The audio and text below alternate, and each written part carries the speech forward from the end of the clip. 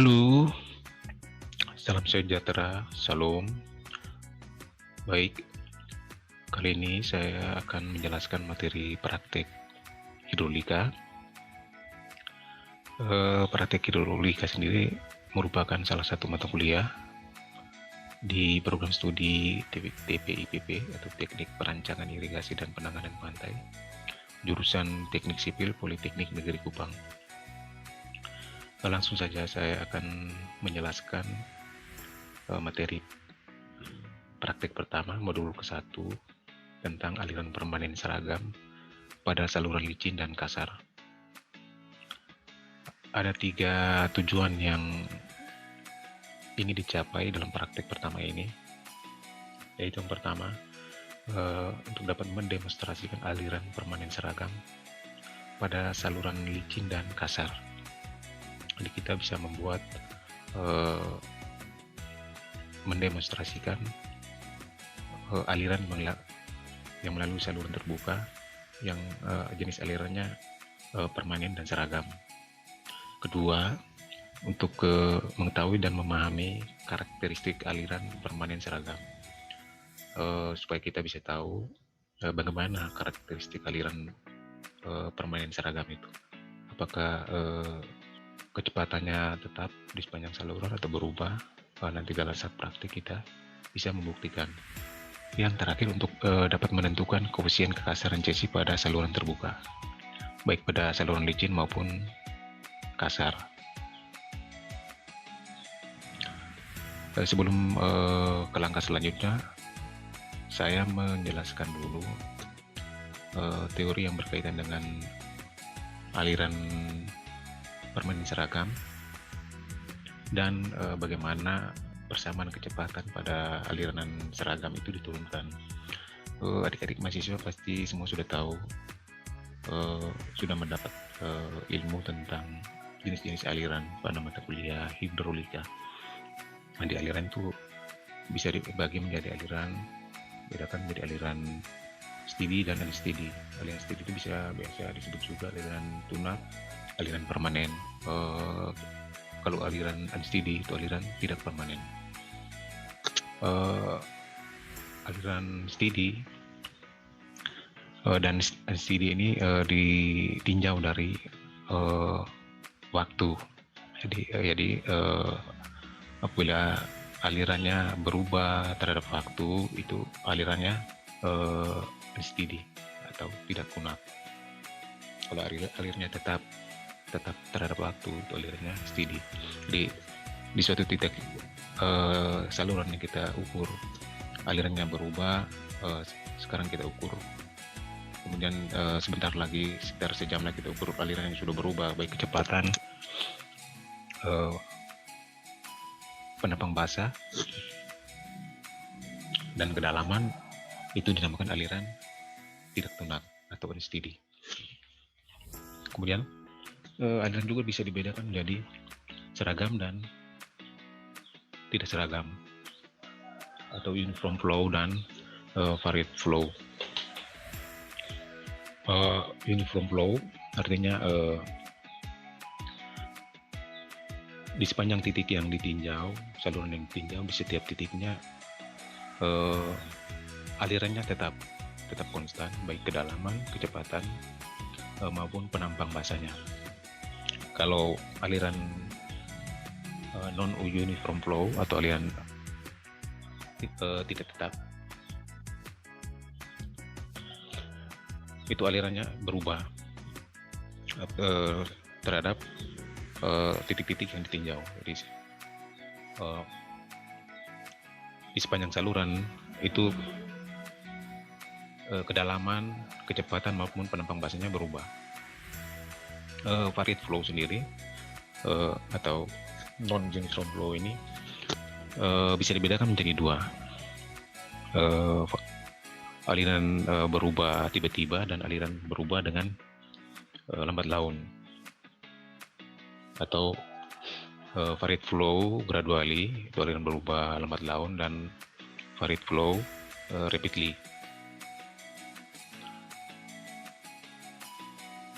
Baik, Khusus praktek pertama ini kita akan tinjau aliran seragam. Aliran itu dikatakan seragam jika aliran tersebut konstan sepanjang saluran seperti sudah dijelaskan, baik kecepatan, kedalaman maupun penampang. Distribusi tekanannya hidrostatis. Gaya yang bekerja pada bias air adalah dalam kondisi seimbang. Jadi gaya-gaya yang bekerja sepanjang saluran, misalnya saluran kita bagi menjadi beberapa section. Gaya-gaya yang bekerja pada setiap section itu sama. Jadi section pertama, section kedua, besar gayanya sama. Kecepatan aliran seragam itu hanya bisa terjadi di kondisi saluran yang prismatis. Artinya saluran yang dengan kemiringan dan luas penampang salurannya tetap tidak berubah.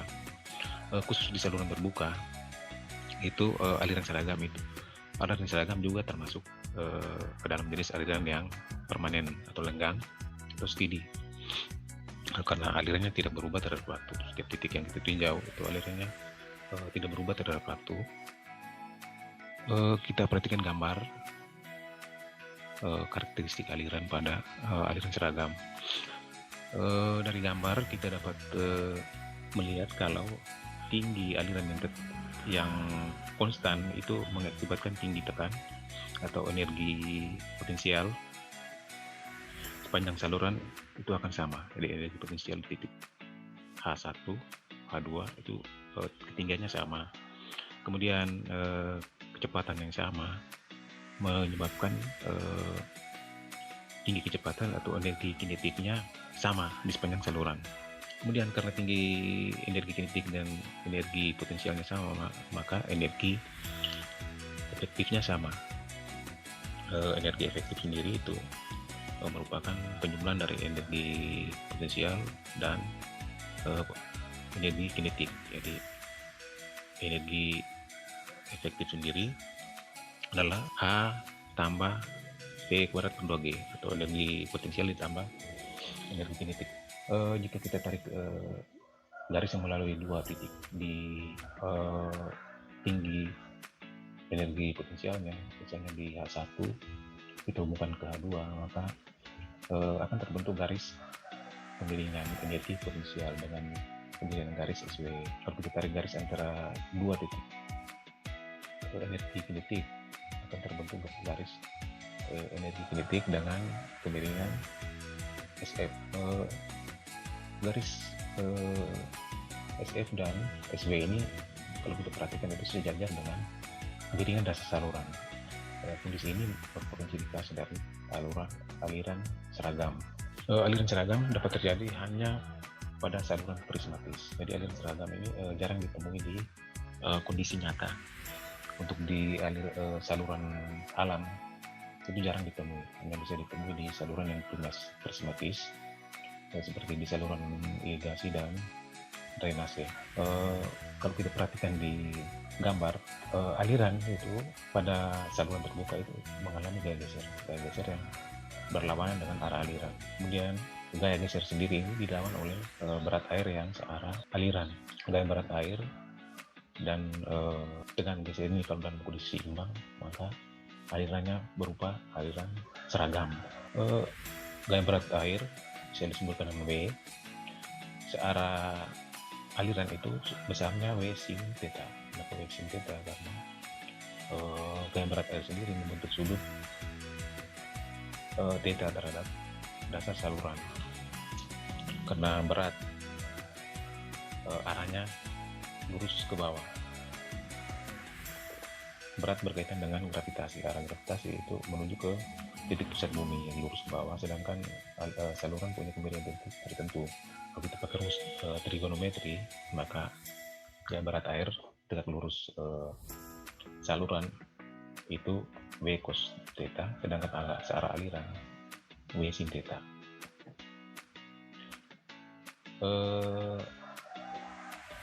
Tegangan geser sendiri itu merupakan biasanya disimbolkan dengan tau, merupakan tegangan geser pada dasar saluran dan dinding saluran.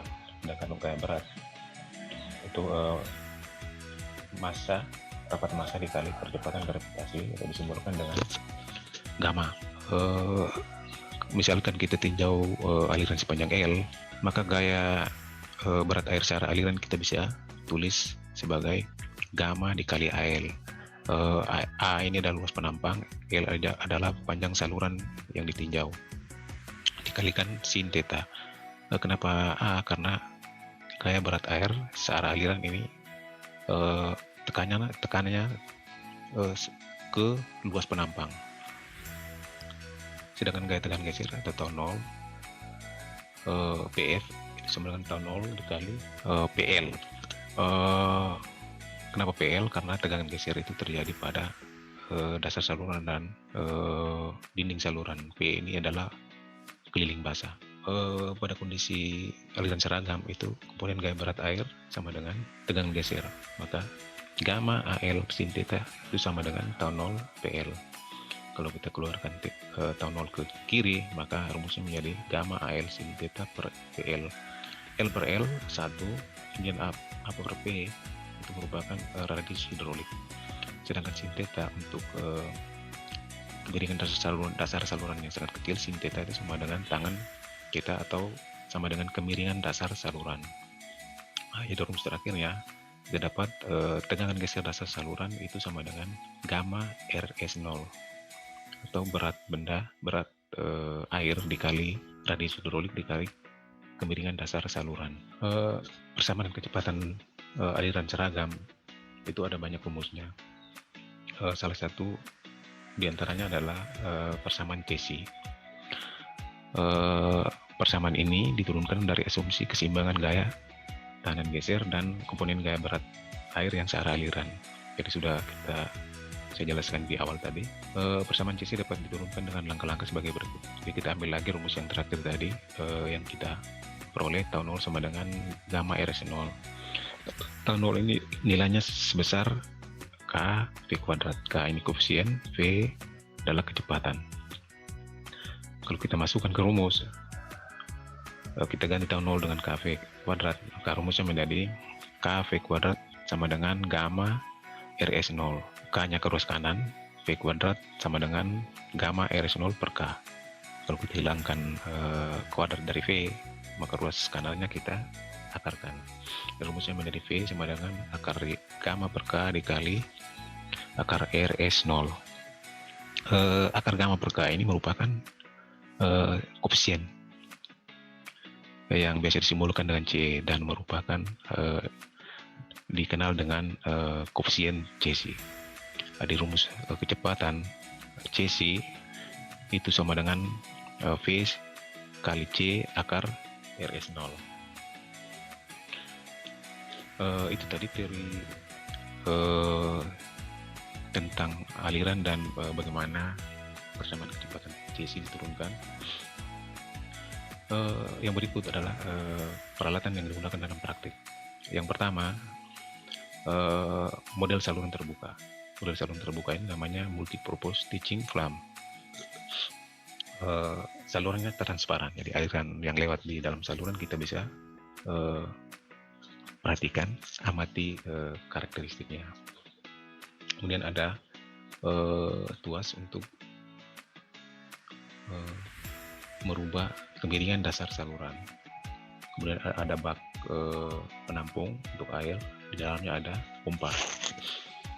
Kemudian ada keran debit dan meteran debit. Di atas saluran terbuka ini ada rel yang bisa kita pasang alat ukur kedalaman.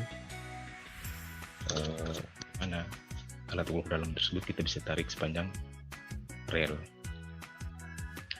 Peralatan yang kedua adalah current meter. Current meter ini fungsinya untuk mengukur kecepatan aliran. Ketiga, titik duga atau point gauge.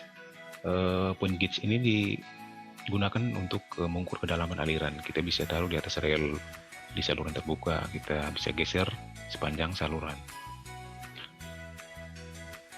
Cara baca point gauge-nya sama dengan jangka sorong. Jadi ada skala minor dan skala mayornya.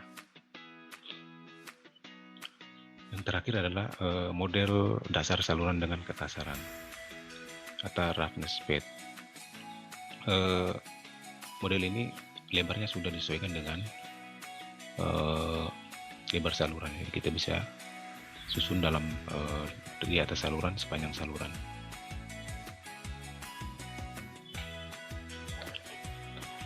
Yang berikut langkah-langkah percobaan. Yang pertama, kita jalankan pompa, kemudian kita alirkan air dengan membuka keran debit. Apabila dasar saluran dimiringkan, maka kita catat kemiringannya. Kemiringan pada model saluran terbuka itu dalam persen. Jadi kalau kita mau pakai untuk menghitung rumus kecepatan Cesi, kita harus ubah persen ke gradien. Langkah ketiga, kita ukur kedalaman di 2 titik yang telah ditentukan. Jadi kita tentukan satu titik di hulu, satu titik di hilir, kemudian kita ukur panjangnya. Di 2 titik tersebut kita ukur kedalaman sebagai H1 dan H2. Kemudian langkah keempat, kita ukur debit aliran. Debit aliran sendiri itu kita catat di meteran debit pada model saluran terbuka. Kemudian kita ukur kedalaman di 2 titik yang sudah ditentukan tadi dengan menggunakan current meter. Kalau ukur kedalaman kita pakai point gauge. Langkah yang kelima, kita amati kondisi aliran yang terjadi. Kondisi alirannya bagaimana, kita amati. Kemudian kita lakukan percobaan untuk saluran yang kasar. Jadi kita taruh model saluran kasar dalam model saluran terbuka. Kemudian kita lakukan prosedur percobaan, langkah-langkahnya sama dengan untuk saluran yang licin. Untuk lebih mendetail dan jelas lagi, kita adik-adik sekalian, silakan simak video berikut ini.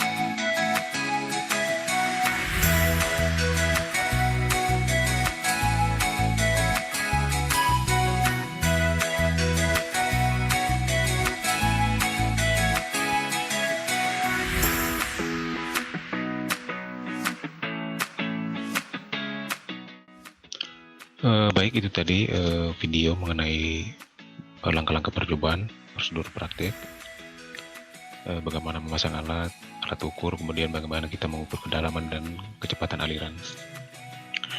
Setelah selesai praktik, hasil dari praktik tadi, catatan-catatan kita olah. Kita catat kemiringan dasar salurannya, debit yang dialirkan. Kemudian kita hitung kemiringan muka air dengan rumus IW sama dengan IS ditambah H1 dikurang H2 per L. Jadi kemiringan muka air itu sama dengan kemiringan dasar saluran ditambah kemiringan kedalaman air di hulu dikurang kedalaman air di hilir per panjang saluran yang ditinjau. LS ini merupakan titik ya yang kita sudah tentukan untuk mengukur kedalaman dan kecepatannya. Kemudian kita hitung luas penampang basahnya, kemudian keliling basah, hitung radius hidrolit, kemudian kita hitung tegangan gesernya berapa. Terakhir kita hitung koefisien keasaran chassis-nya. Untuk lebih bagusnya hasil dari pencatatan dan perhitungan kita masukkan di tabel seperti ini.